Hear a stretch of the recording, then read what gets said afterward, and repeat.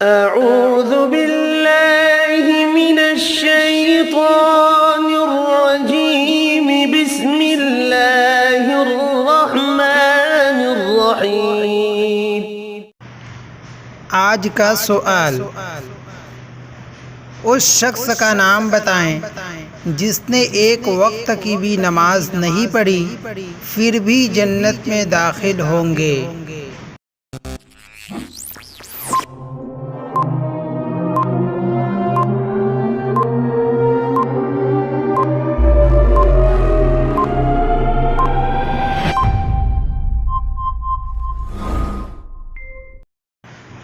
صحیح جواب حضرت عمرو بن ثابت رضی اللہ تعالی عنہ وہ صحابی رسول ہیں جنہوں نے ایک وقت کی بھی نماز نہیں پڑھی لیکن وہ جنت میں داخل ہوں گے۔